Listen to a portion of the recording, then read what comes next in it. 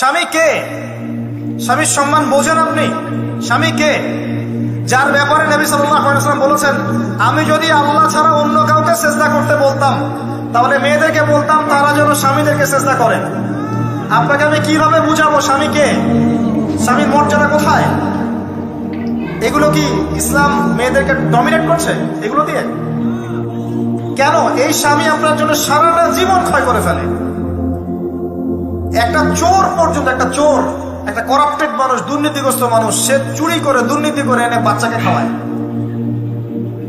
একটা ধর্ষক পর্যন্ত ওর মেয়েকে আদর করে। পুরুষ মানুষ কি জিনিস কেমন করে বুঝবেন? সারাটা জীবন ক্ষয় করে ফেলায়। যদি আপনি তার আনুগত্য করেন, তার সামনে সুন্দর মতো থাকেন, তার কথার সাথে তর্ক না করেন, ভালোবাসা দিয়ে থাকেন, আপনার জন্য সে জীবন দিতে প্রস্তুত থাকবে। এরকম পুরুষ মানুষ।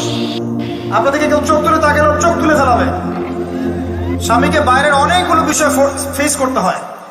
এখন স্বামী মনে করেন প্রশাসনে চাকরি করে, তাকে তার ডিউটি ফেস করতে হয়, তার বসকে মেনটেন করতে হয়, তার এগুলো সামলাতে হয়, তাকে বাজারঘাট করতে হয়। সারাদিন পরিশ্রম করে সে বাসায় ঢোকার পরে আপনি মুখটা গোমরা করে বসে থাকেন। স্বামী আহলান সাহলান করেন না, তাকে একটু আদর করেন না, মহব্বত করেন না, তো অটোমেটিকলি তো আপনার দিক থেকে তার মনটা চলে যাবে অন্যদিকে। স্বাভাবিক। আপনি আপনার স্বামীর জন্য সাজেন না, বাইরের মানুষের জন্য সেজে বুঝে আপনি মার্কেটে যান।